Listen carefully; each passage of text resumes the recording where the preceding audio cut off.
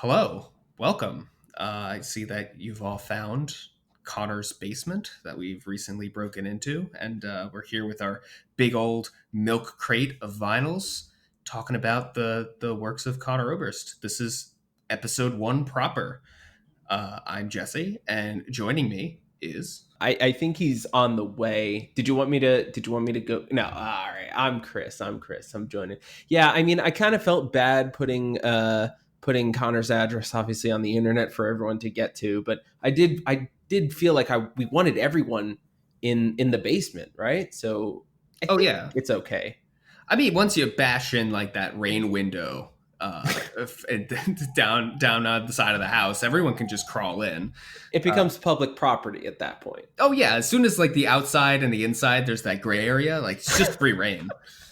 Ultimately, that's how we ended up here. We saw a window open, and then I think with squatters' rights, we just laid stake to the property. We really should have looked into Omaha's squatters' rights laws before we did this, but oh well, you live and learn, right? Yeah, well, we all make mistakes, and ours are just going to be on the internet. Some things you say you can't take back. So just be glad you. Oh fuck! I fucked up the lyrics. I'm not a That's real Connor okay. fan. Yeah. I've been outed. Well, I'm gonna have to. All right, guys. So we're starting a new search for a new co-caster. So just comment your favorite Bright Eyes lyric and PayPal me $100 for your chance to be considered. Yeah, I mean, unfortunately, since I'm contractually obligated to continue working in Connor's basement and not get arrested from the Omaha squatters' rights police, I have to help with the search. So just make sure you send your $30 application fee to my PayPal account. We're running a racket. That's what this is. This is a podcast, but it's actually a front for our money laundering scheme. We couldn't have picked a better demographic of people to swindle money from. What are we going to be talking about today? I mean, although I'm sure the title we haven't come up with one yet for this episode, but I'm sure it'll give it away. But for the folks, what are we going to be talking about today? Oh, well, we are going to be talking about a very, very special set of songs. We are going to be talking about the four songs that are present on the Mariana Trench EP. And these four songs are the first songs in 9 years since Bright Eyes officially stated that they're not going to do anything anymore. That's it. That People's Key was it. That was the last Bright Eyes thing we're going to get. And lo and behold, we got Persona Non Grata. Yeah, a party that both Nate and Connor were at. I'm sure people have read the interview, but they decided that they wanted to get the band back together. Nate and Connor run into the bathroom, call Mike on the phone. He's like, hell yeah. And then all of a sudden, here we are, however long later, finally getting music. And we're less than a month away from the actual album release date, too. That's it. That's usually how those things go, I guess. Like Calling people from a bathroom Yeah. to tell the band's getting back together. I mean, that's how I imagined all creative endeavors start. Like I think we get like, why don't we just make the headcanon that we decided that we were going to do this podcast. We went into a bathroom together, went into separate stalls, and called each other, and then had a lengthy discussion about the power of myth. We're friends. So down in the weeds, where the world once was, that's the name of the album. And Mariana Trench EP, I guess, because usually, Bright Eyes has come out with an EP before each of their records. Although this one is kind of different because it's 4 songs on the record. So it's less of a traditional EP where you would have, where it's literally an extended play where you have one song from your LP and then a couple of songs maybe that were left on the cutting room floor or that are thematically in the same area. But this is more kind of like our new way of doing things in the digital and streaming world where you'll put out multiple songs for the same record. Honestly, it helps with streaming numbers because you listen to Persona Non Grata and then One and Done comes out and you or was Forced Convalescence came first, and then you listen to both of those because they're their own separate album on Spotify, and yeah. Right. I, It's like the EPs have this exponential nature where like the first one has one song, the second one has two, the third one has three. yeah, And it's just I would imagine that if you've got people excited about an artist putting out songs, that you'll just keep racking up the views instead of like, doing something silly like taking down the first EP to put it up again with the next song. yeah. I mean, I think that's how Punisher was, right? Like it Mm-hmm. same format. Each song got its own EP with the previous songs on it, just to build up the hype train. Well, it's the music industry. You gotta make that money. Obviously, being released on the same label as Punisher as well. But yeah, it's kind of so it is a little different in a sense. I mean, obviously you have the same members, but the release cycle is at least going to be a little bit different. Uh, Mm. I mean, you had mentioned it. It had been 9 years since the last last Friday's record, People's Key. 9 years ago, we were finishing up our first year of undergrad, man. Oh man, wild times, wild times. It Bad felt times. it was. I have a distinct, really shitty memory that I don't know if I've even ever told you this outside of the podcast, but I guess this is confession time. Ooh. So I was in a really bad position when the People's Key album dropped. So Hmm. I had like a pretty long paper that I had completely procrastinated on the night that that album came out. Yeah. And I was just so stressed about this paper that like I couldn't feel the full feels of that album dropping because I was so like bogged down and stressed by schoolwork. Hmm. And it's one of those things where you look back and you're like, why did I let something so insignificant as a college paper like get in the way of, feeling feelings and experiencing art and something that I enjoy? When really Right. the answer was like to do the normal college thing and go up to the professor and be like, computer problems, you know how shit be, man. With the professor has no idea what's going on in the realm of technology.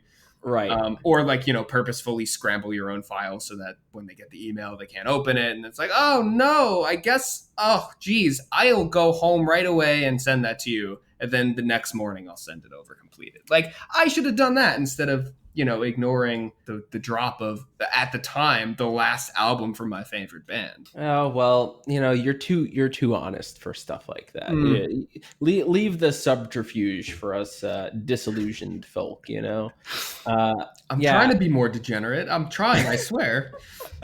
yeah. I would at that point in my life, 2011 was just like I was reaching new lows. Like I didn't know how bad it would get, but I was reaching new Oh lows. no. So like that album, and we'll save it for when we talk about People's Key. But just to give some context on like why this album feels more so important, but like People's Key for me it became one of my favorite records because like it was there when I needed it. You know what I Mm, mean? yeah. And like now here we are, 9 years later. We're in the midst of you hear this every single piece of media you've listened to in the past 2 months. We're in the midst of a global pandemic. In these Um, unprecedented times. in these make sure you shop Ford because we um yeah, we're like living through what will become a Way of being. new way of being and something that actually can bring us all together. We talk in grad school about cohort effects, things like 9/11, where everybody can look at each other and say, where were you? This will be something like that for everyone going through this right now. So we're like going through literally a collective trauma We are. in this I'm only pandemic. laughing because it's like the answer, where were you? It's like everyone's going to be like in my room staring at the ceiling. Yeah.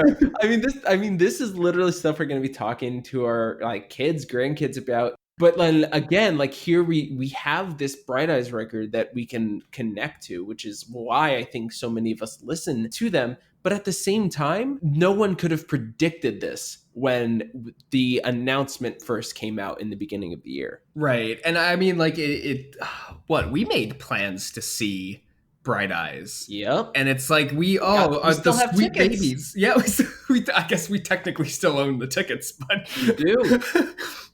what is it? The recent announcement, like it's not going to be until 2022 where they go back on tour. Last information I got was a while ago, but it was 2021. It's still like a hell of a thing to like make Yeah. plans and then be like, oh, rain check for a whole year, for a whole plague.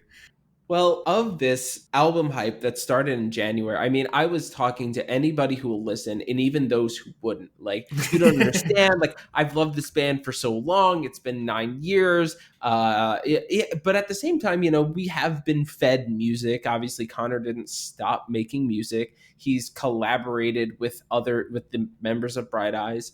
But there's something different, right, about a Bright Eyes album because it has all of those different pieces. The Holy Trinity is back together again.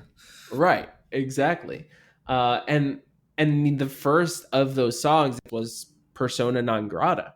Yeah, I mean, I feel bad because I feel like I'm kind of stealing the words out of your mouth, because I think the first thing that you said that we kind of agreed on was that this was a super strong way to break that 9 year silence. Then the first Bright Eyes album that we get is perhaps the most Fevers and Mirrors thing we had heard in a really long time. I don't know if you still agree with me and you want to build on that. Yeah, absolutely. When I was writing notes, that was the first thing I think that we even said to each other when we listened to it was how reminiscent it was.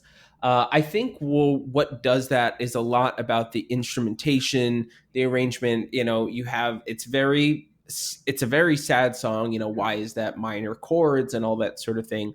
But also flute was featured very prominently on Fevers and Mirrors, where you have the bagpipes here, and you know, that's a good they point. did say this is their first time using bagpipes, but they're both woodwinds. They both have like a similar sound that you can get from them. But one thing I do think is interesting to note is that Nate wasn't a part of Bright Eyes yet when Fevers and Mirrors came out. Oh, So interesting. you have Nate, who obviously took the main composition on this, was able to bring back the sound, bring back this feeling that he was not a part of. I will say, when I first heard it, I loved it, but I was afraid that this Bright Eyes record could become Bright Eyes by name, but Conor Oberst by essence. You know what I mean? Where this could have just been another Conor album with Bright Eyes slapped on top.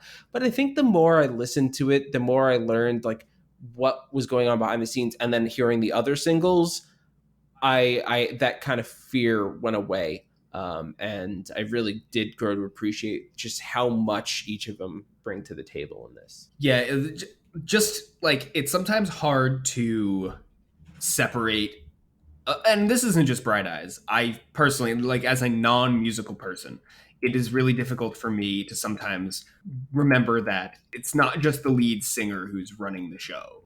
And as much as that's easy because it's like the kind of the face of the band, it's, you know, the most prominent member that you would hear. I feel like if this wasn't Bright Eyes and Conor put this out under his own name, I would go to you and say like, wow, that new Conor song sounds like it should be on a Bright Eyes album, right? Like it has that feel, you know, to my amateur ears. It absolutely sounds like, you know, I can't describe it, but I know it when I hear it. Exactly. I think there's definitely a lot of that because at the end of the day, you end up splitting hairs because, like you said, it's hard to separate them. But also, like, Mike has been a part of helping produce a number of Conor Oberst records. So even if, you know, you end up missing some of Nate's compositional genius, really, or whatever, like there's still a shape that comes into play because Mike is still a part of that kind of thing. So, you know, we do tend to focus on Conor. He's the one that writes the lyrics and he's the one that sings. You get that more like personal, parasocial. Yeah.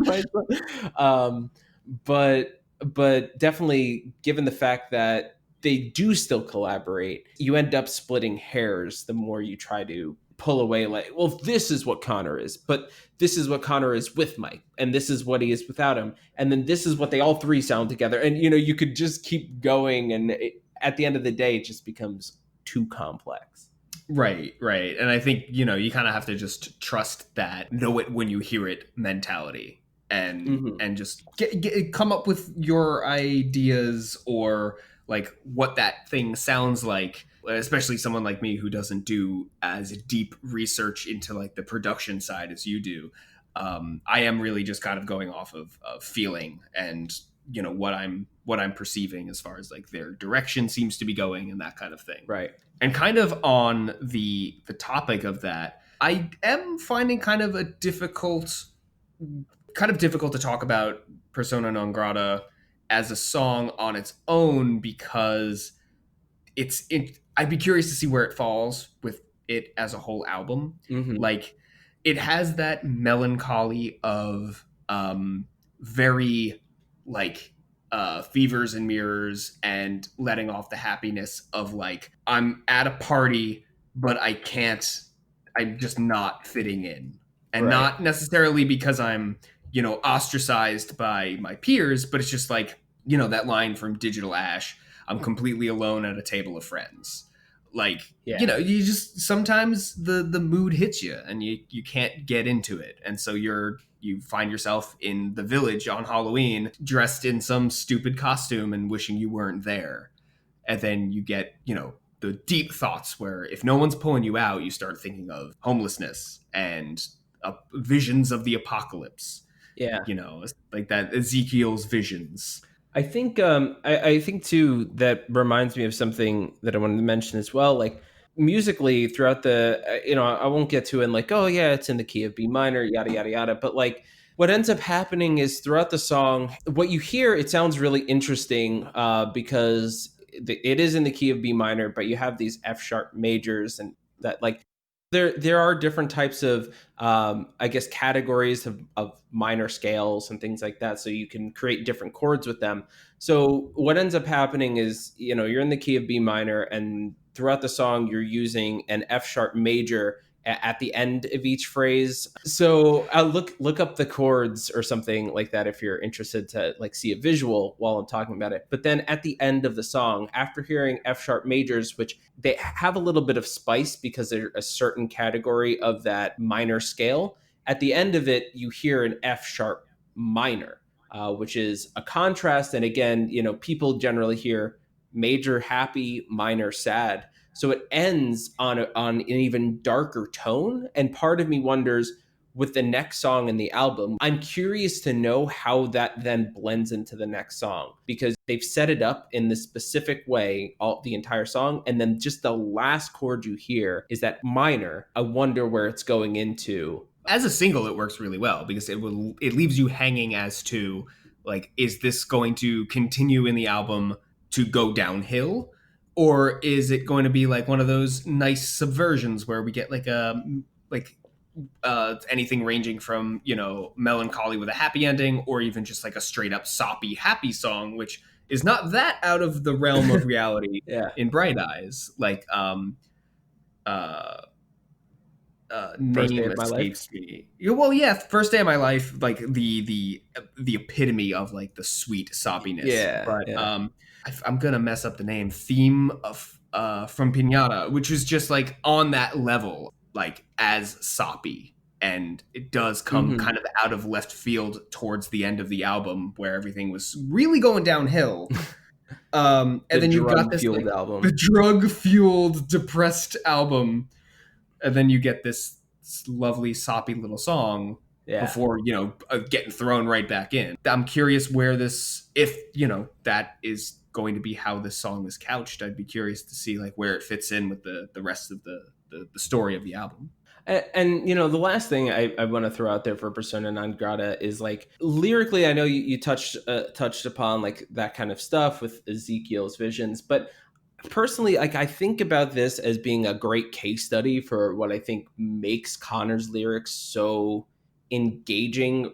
It's because, like, for me, the theme is pretty obvious. A lot of that comes with the music too. Like I said, major happy, minor sad. So you hear it and you're like, I'm supposed to feel sad right now, and I do feel sad. Like the theme is kind of obvious and simple, and you kind of get those notes of, I don't want to specifically say adultery, but some kind of betrayal or something like that. Right, But right. then the references, specific references he make, can be very esoteric and keep you wondering. Like on the surface, where the stained glass of crimson meets Ezekiel's vision, saw a valley of bones where no man shall be saved. Like when I just hear that, I'm like, what the fuck? What the fuck does that even mean? You know, like I'm not versed in the Bible. Like I could Google it, find that kind of stuff out, whatever. But I think it also, without having to look anything up, it evokes some of those words: religion, death, regret. Like the theme is universal. It's there, but it's not explicit, you know. And I think that's for me what makes Connor's lyrics so awesome. Yeah, I agree. And I think that the fact that everything is so, a lot of the lines are really not wordy. This is actually kind of a quickly paced song as far as the lyrics go. Mm-hmm. And like, you're spot on where you don't necessarily need to understand the connection between like any sort of biblical story and what is being said, because it's, everything is leading up to that. And I think that's kind of in the song at least where like shit hits the fan as far as the tension of the song. You start with like something kind of like, oh, I'm bummed at a Halloween party, and then slowly yet quickly it builds to that very apocalyptic imagery, like a Mm-hmm. valley of bones. And then right from there, it goes to that talking about reconciliation with somebody. And it's like, oh, even if you really don't want to dig too deep into it, like the fact that they're juxtaposed right there tells you like there's something not right with this relationship. Right. And I'm curious to see how that, or if that is explored further in the album. Yeah, I mean, as they did mention, I think Connor said in an interview, like this was going to be more personal than it was like political or Hmm. anything like that. And so I think we're definitely getting more of that classic Connor, just like whether the stories are biographical or otherwise, because we know that he's symbolism and allegory to reach your goals, as the fake interview on Beavers and Mirrors tells us. Yeah. So I also maybe just a good kind of note to make is I do a few times mention like Connor, but you could just replace that with the protagonist of the story or whatever. Yeah. I think it's an easy shorthand. Because he's the author and they come from a personal place, whether it's him or someone else in the story. We'll often, like you said, just sub out like the speaker of the song to Connor just because it's easy. But I think unless we're gonna actually bring up, like he said in an interview or something where there's concrete evidence and not just us, sticking our noses into somebody's private life, just assume that when we're talking about Connor in regards to somebody in a song, that we're talking about like that the speaker of the song. It's Yeah, just really yeah, a mouthful when you have to keep saying, well, the speaker of the yeah. song. Whereas Connor's just, it's more fun to say, and it helps build that parasocial relationship we have with him. And we'll get him on the show Well, eventually. But, of course, yeah, because we're blowing up already. oh, without a We're doubt. doing numbers. Well, I do think that this is actually a funny segue maybe into Forced Convalescence, because throughout the Yeah. entirety of this, I do think it has a lot to do with Connor, just given the cyst in his brain from a few years ago that was so it was public and it was very much featured in his solo work that was coming out on the time. So it's not a uh, stretch to say that it could be related to that. But Mm. yeah, I think that's a fun segue into maybe talking about forced convalescence, huh? Yeah, that's a good one. I kind of also want to say like what kind of struck me as interesting, unless there's something about the man Conor Oberst, that there's a discrepancy in the song that I don't know whether is supposed to like. We had talked about this off recording about how there might be some elements of parallel universes or like alternate timelines going on in the album, because there is references to like his children And to Mm-hmm. my knowledge, he doesn't have kids. Conor Oberst doesn't have kids. But in the song, Conor, the character, there's references to kids. Mm-hmm. It feels like if we're gonna follow the track of this being a more personal album, that maybe we're gonna explore possibility in the literal sense. Like maybe we're gonna get songs about like it wouldn't be the first time where Connor explores like a possibility that isn't like you are Right. your mother's child is the kind of the epitome of that of like a song to a kid he doesn't have. Right. Right. It like at a time in that speaker's life, the speaker of the song, which is doesn't match up with where Connor is in his life. Yeah, I definitely buy into the idea. So like my idea for the theme of the song and like what I think is coming through is it's called Forced Convalescence. I do want to talk about the fact that it's named Forced Convalescence. So he's healing from what I assume to be the cyst on his brain.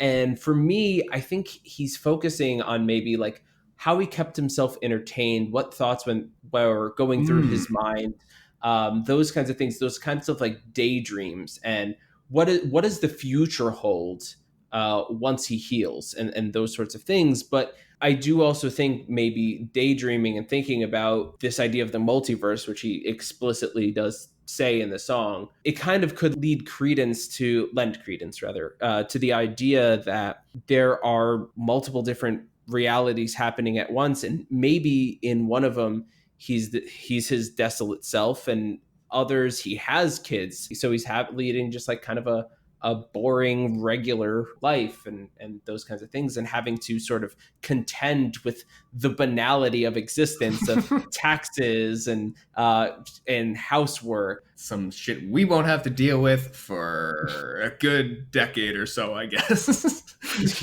Oh, God. We can cut that if we want to keep the image of us being like in our fuckable young 20s. If you we can cut this too if that's too unpalatable. No, honestly, I figured we would just get even dirtier and grittier Mm, into our lives. So yeah, it's only a matter of time before like we're oversharing our yeah, like personal lives. yeah, Forced Convalescence also it has, and again, amateur, like no musical experience or talent. It has a very upbeat feel to it, and yeah. if you took away the lyrics, I don't know if you would guess the depth to which there is that sort of either identity crisis or like I don't know, like what happens in a midlife crisis? What happens when you catastrophize your 40th birthday? Is it do Hmm. you do these sort of things where you're like, you do that on a daily basis where you wonder how things would have been different if you chose a different path. And then I can only imagine, being forced to not move, to be trapped, you know, in the hospital or wherever one recovers. You can only imagine the kind of insanity you go through if you can't bring yourself out of thinking about all those possibilities.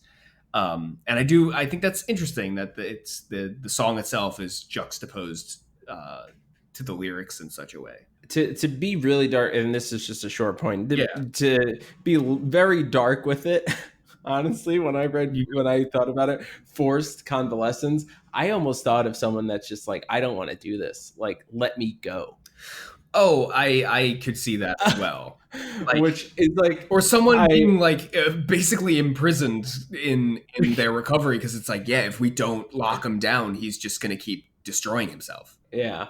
Which in a later song that we're going to get to is also kind of a theme. There was a line in Mariana Trench that had that feel to me, but we'll get there. We'll get there. I'm not We'll going to get jump the there. gun. Yeah, other lyrics I think for this that really kind of stuck out to me. I mean, just overall, again, I think a lot of it has to do for me, and the way I perceive this is that idea of parallel universes, and what does the Connor in Dimension 631 see versus this one. all that kind of stuff. But I kept going back to the line, amazed by the haystack, needle to oblivion. And again, it's one of those lines that like it makes you feel a certain way and you're not sure. But I decided like I wanted to throw my hat in the ring and trying to decipher it a little bit because I feel like maybe the song has a bit to do with memories as well. Because in that little interlude area, I think what you had written down and kind of what I hear is, did I forget something? So I think the song could have to do with memory, whether your specific one or shared memory. So maybe amazed by the haystack, needle to oblivion is like the wonderment of when you zoom out what you can see. You can see the entire haystack, but we spend a lot of time searching for the needle. And once you find the needle, you can't see anything else. You know, you can't see the forest from the trees. So that's, I guess, the way I interpreted the lyric was when you're searching for the haystack or a needle in the haystack, you lose sight of the entire haystack because you're so focused on this one thing, your life, your day. What are you going to do next? That you can't focus on anything else that's going on around you, the larger picture. Yeah, I absolutely buy that. And I think like those lyrics that precede it just keep tagging along until the feeling is gone. And Mm-hmm. it's, you know, you can, you know, to you that expression, a needle in the haystack. I don't remember where, like, what the origin of it is, but the Call yourself a literary I major. know I'm a hack fraud. Pathetic. No, it's okay. As you listen to these episodes, you'll know that I've gotten by purely on sounding like I'm intelligent and just doing a really good job with the smoke and mirrors. Um, but like it's the idea of an impossible or extremely tedious task, right? Mm-hmm. Like it's almost not worth doing, but it seems like coupling just keep tagging along until the feeling is gone is kind of what happens when you go through with it anyway and you're just hell-bent on finding this one thing and not standing back and, like you said, seeing the forest for the trees. If you're hell-bent on finding one tree or one twig on the forest floor, then you commit everything else to oblivion. Like it Mm-hmm. almost doesn't matter anymore. There's just so much I think that we could dig in. I literally lyric by lyric, and I think there's a lot that you can come up with. But yeah, I think those sorts of lines that keep you like coming back to like it sticks in your head. Like, what does he mean by that? Why does that resonate with me? I those are the ones that I always want to focus on. And I think for the at the risk of going a little overboard, what do you say that we go to One and Done? I love this song. Honestly, I saw okay, it's a microcosm, but some of the reception I saw online was a little lukewarm. But this one actually, like, I think I liked it from the start. I think it might even be my favorite of the bunch, but I think it's because of that huge digital ash esque closer. But then I also get a lot of Casadega with the strings and all that kind of stuff throughout the song too. You completely like hit on all the points that I wanted. Like Digital Ash was such a strong like that. If you had told me that this was a song from Digital Ash that just didn't make it and they like dug it out and said, let's throw that on the record. Dust off the old 4-track machine. I think that this would have fit perfectly. Yeah. This almost feels like not in theme, but musically, like this reminded me very much of Devil in the Details. Okay. I'm not really sure why. Maybe it was just the really heavy bass towards the end of the song, or Mm-hmm. like in that little interstitial moment where there's like the bass coupled with the piano and the strings. I just it felt very much like it belonged on Digital Ash, and yeah, and the strings too feel very much at home in Casadega. Yeah. And I think this sonically, I think it's also what separates a Conor Oberst record from a Bright Eyes record. Like, you wouldn't hear a song like this on a Conor Oberst album. And I think Nate's arrangements, I mean, it really, the more time I've really spend on it, I grow to appreciate what he does even more. Like his arrangements and Mike's production, I think really kind of transformed this singer songwriter into kind of a full blown band production, which is obviously the point of it being a band and not just under Conor Oberst, right? Right, right. Yeah, I think the song is so wonderfully done. I'm pretty sure this one has Flea on bass as well from Red Hot Chili Peppers, which I think is really cool because Nate toured with them. So, you know, a little connection there. So like God, you get this really smooth bass line played by a really great bassist, and it all comes together for me in this song. It sounds like you liked it.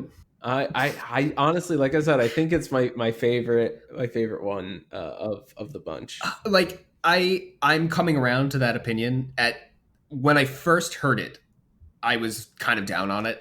I think it was maybe because it was coming off the tail end of Forced Convalescence, and it's like I feel like I am very biased towards fast songs. Okay. And if you follow a fast song with a slow song, you've already kind of lost me because like in my head you've got this momentum going, and then to like cut that off and slow it down, I don't know, something about me resists giving it a chance. But then I've since listened to it over and over again, and it's fantastic lyrically and musically. I dig this song so much. Yeah.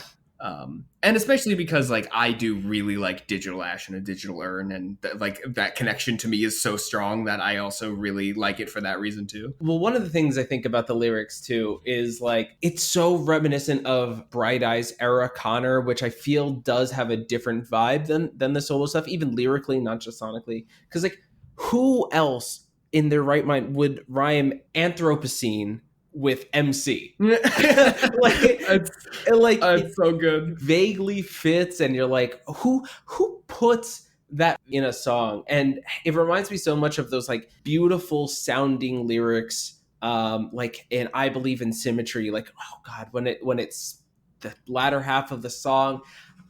We'll save it when we talk about Digital Ash, but like, right. Oh God, it just, those were the lyrics that made me understand like this guy is just on a different level. So one thing that I found that was really interesting with all of these songs, and when we do kind of like our wrap up of this episode, I'll kind of bring this more to the forefront, but like I find some of the references that Conor makes in these lyrics interesting, and I'm curious like what the overall theme of the album is going to be given these little hints that we've got. So the one that I want to focus on, I don't have the stanzas labeled, so it's not the first time you said one and done, and oh my God, and oh my God. Stood in your prom dress all covered in blood. What you sacrificed will never be enough. And so prom dress all covered in blood is a reference to Carrie, I believe. Okay. And it's a book by Stephen King about a girl with like latent psychic abilities made into a famous movie. And then let's keep a pin in the whole like what you sacrifice will never be enough. So I'm curious like what you're invoking this girl who is bullied in the film. Like she gets her first period, she gets mocked for it, and then they kind of set her up at prom to like kind of be a center of attention, and then they douse her in pig's blood, and then she absolutely loses her mind after that, and then starts using her psychic powers. I don't know, like it's an interesting thing to bring up, and I'm curious, like, is it just, are we supposed to look at that as like woman being destructive and emotional, and that's the connection we're supposed to see? Like this one and done, is it supposed to be like a bad relationship turned sour? Is that what the oh my God is about? Is that what the sacrifice is? I don't know. I just think it's a curious image and a curious reference to bring into the song. I definitely think hopefully a lot of those answers do get, or questions get answers with the whole album when it comes out. Yeah, I mean, thematically, I felt like it mirrored some On Approximate Sunlight, actually, with confusion and anxiety and grief and those sorts of things. I highlighted the prom dress line. I didn't make the Carrie connection, but I kind of thought it was like the quinceanera line. The quinceanera dress she bought was unstitched with bullets. that sort of thing too. So obviously, I do think you're correct with Carrie. Like just hearing the way you explained it makes a Mm, lot of sense. But it wouldn't also surprise me if that's also being used as a vehicle for this kind of like such opulence, prom, a quinceanera, such misery, and bringing in those two kind of competing feelings, or right. one. Or how like a good magical moment is ruined through violence. Right, Like I'm yeah, sure yeah. the girl who's celebrated her quinceanera is not responsible for her fate. That was definitely Right, yeah, the yeah. machinations of other people. Hmm. So maybe there's also the idea of an innocent bystander, and so instead of like the girl being shot to death, it's a girl who exacts her revenge. Right, yeah. I'm curious that yeah, I just again like you said, there's so many ways that you can like just tear apart these lyrics. I'm curious to see what other people come up with and whether they think we're like, no, this is absolutely wrong. You're like dumb, you're stupid. Like, cool. Like, what's your idea? Like, I Right, want to right. hear. Like, I totally agree. Give me something. Like, I so want to know. I so want to learn those sorts of things. But yeah, it's definitely with any text, with any all art, right? Art is subjective, and we know this, and like it gets repeated in your freshman level classes and all that kind of Yeah, stuff. And yeah, yeah. um, but yeah, it's always cool to see the different theories. I it would be really awesome if someone has a completely wild out there idea about it, because at the end of the day, it's just as valid of an opinion as long as you've got some kind of argument to back it up. Yeah, I think and we can sort of do this off recording, but it would be fun to like maybe find a place like Reddit or something and start a conversation. And I don't know how many Yeah. people are one listening to this right now, and two of those people listening right now have Reddit accounts and want to talk to us. I have a feeling a lot of people have Reddit accounts these days. I'm sure. I mean, I have one. I probably should dust off for the sake of like fan interaction. All you basement all our dwellers out there, all our fans, all our all fan. my mom, uh, you.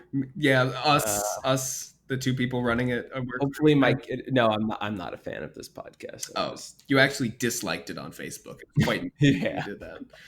We've got one more. Really, what I think was supposed to be the lead single, like the real single. Like this felt like something that would kill on the radio, which is why I think this is the one that went on Colbert when they played it. Oh yeah, and I think like this is purely anecdotal, but like the indie radio station that I listen to in the car, and then the alternative radio station, both of them I've heard play this song quite a lot, and Yeah. not as much the other ones. I think like I've heard radio stations play Persona non grata just because they get to like lead in with, oh well, this is the first Bright Eye single since Hmm. 2011, and then they kind of just it's a very rare occurrence, and then they go back to playing the Lana Del Rey cover of "Doing Time" for the billionth time in a row. So what are your thoughts? What are the first things that jumped out at you when you listened to this one? Well, although Connor did say, and I mentioned it before, like this album isn't really a political statement. We don't have a "When the President Talks to God" type of song. I think Hmm. this is obviously a very like almost like an indictment of where we're at socially, culturally, obviously mainly from a U.S. point of view, because that's where we are and where he is. I think that's where a lot of it comes in. I could probably go on a roll here too, and just like I have a feeling you're going to make mention of this lyric too, with "String of Happy Accidents" and "I Asked for It." I think it kind of actually sets a tone for sort of a shame of fatalism. I can't change anything. Whatever happens, happens. I'm not going to worry about it. And then later, he kind of he said, "I was a coward.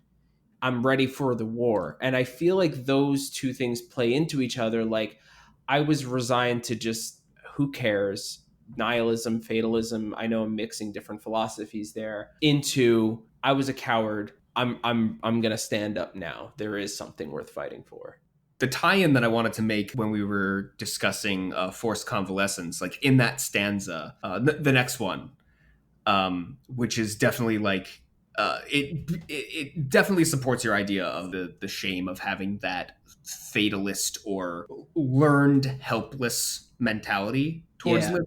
So it's like a crying traitor who swears he'll get out of the game. That, to me, it's not stated explicitly in the text, but it sounds like that's not the first time he's done that, Hmm. right? Like you kind of, if you're crying, you realize that you've made a mistake. You have to have some experience. I doubt it's the first time. But then the other one, the nail in the coffin, forgive the pun, the cowboy drinks himself to death fresh out of rehab.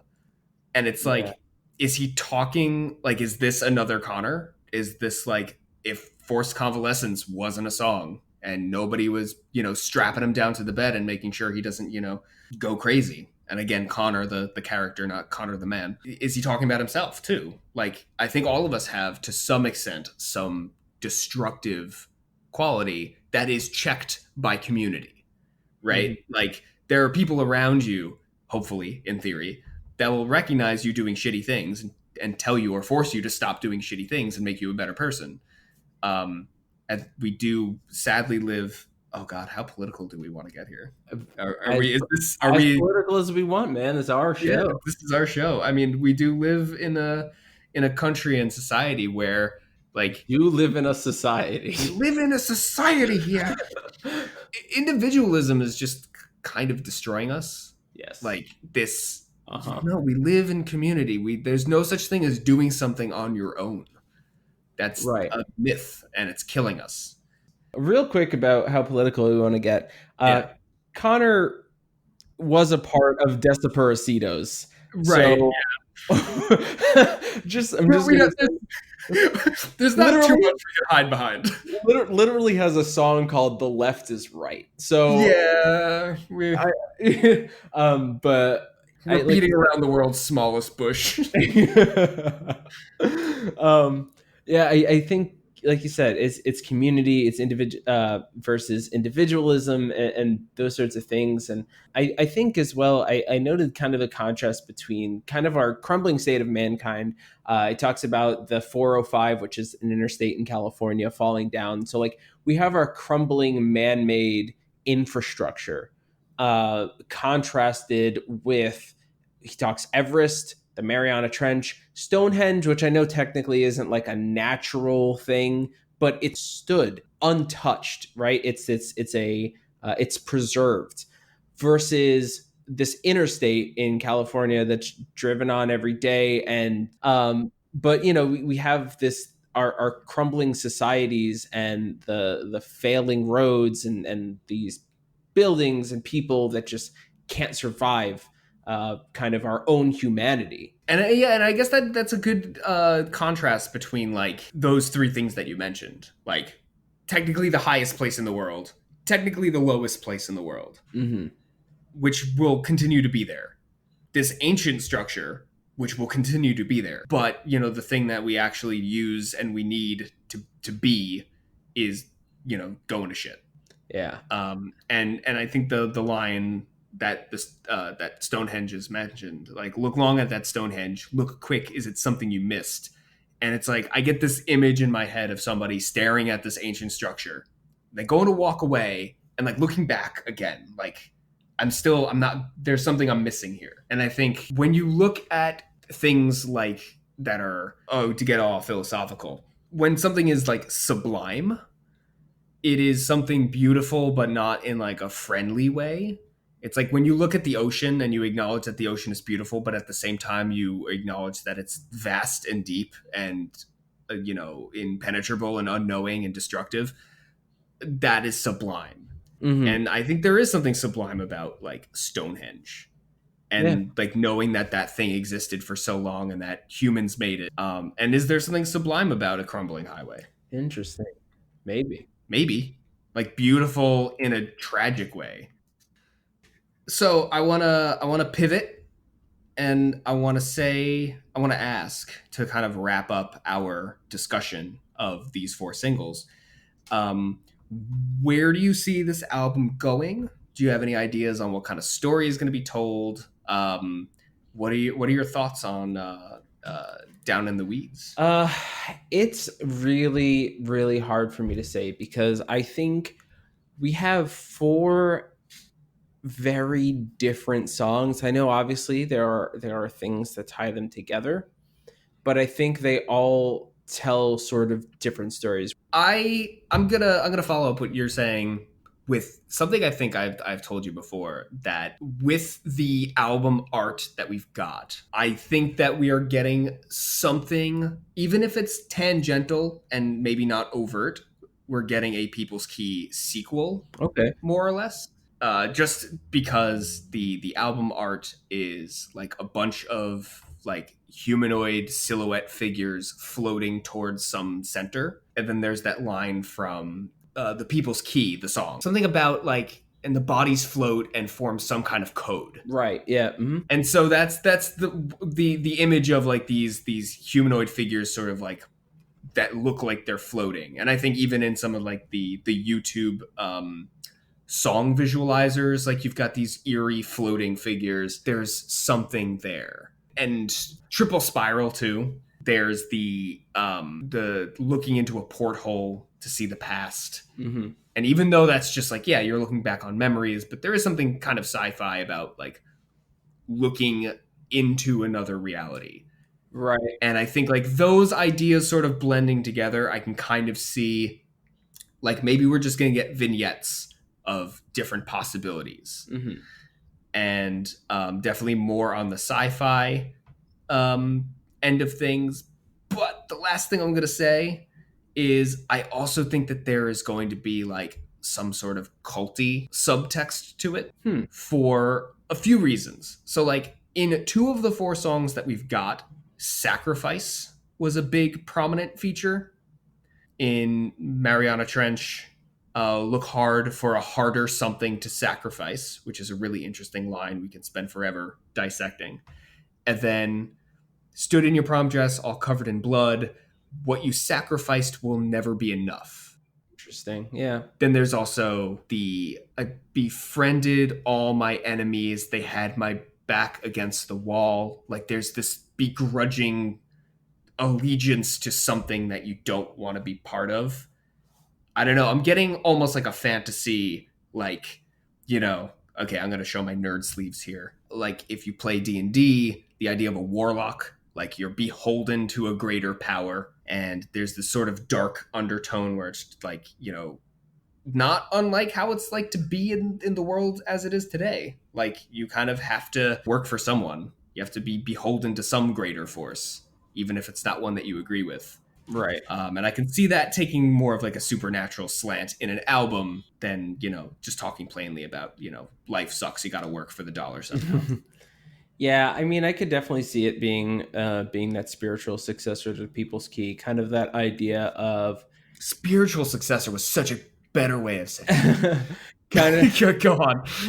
kind of like the individual within the community, within the larger scope of what humanity is, both in the physical, and I'm going to use the word spiritual again because it fits, but both in the physical and the spiritual. So like, because we know Conor is a religious, but he clearly draws a lot of inspiration in People's Key from Rastafari teaching, Yeah. like and that kind of like sort of this like I and I, that we are individuals, but at the end of the day, we are also united under the sort of personhood of humanity as well. We could definitely see it being on that kind of in that camp, for sure. And I don't think it's too much of a stretch either, considering like I personally, as much as I think like we're gonna go to town on Fevers and Mirrors, I am really eager to talk about Casadega, because there is just so much like occult imagery, and he borrows so much from William Butler Yeats, who, if anybody is familiar with that man, uh, I will have some shit to say about dear old WB Yeats when we get to Casadega, but I don't think it's too out of the realm of expectation that we're gonna get some occulty if not culty imagery in this coming album. Well, I think speaking of, when you get to Casadega, that might be a good time to mention kind of like where we're headed. Because Yes. after this, we kind of wanted to talk about these singles because they had just come out, but we want to explore obviously the full discography of Conor, and also and Bright Eyes first, but then Conor continuing as well. So we want to start off with letting off the happiness, which will be the next episode. There's so much to say in that. It really is for me what is the first real Bright Eyes record, which is kind of why we chose to start there. So if you enjoyed this, we do hope that you'll join us to listen to our kind of crazy ramblings and thoughts about letting off the happiness. Oh yeah, I'm really looking forward to diving into if this episode was like tearing apart a poem or like a chapter of a book, you're gonna get the full. We are going through this book, talking about all of the major points, and you're essentially, if you had to take a Bright Eyes quiz the next day, you're gonna want to listen to our podcast because you're gonna ace that test. Yeah.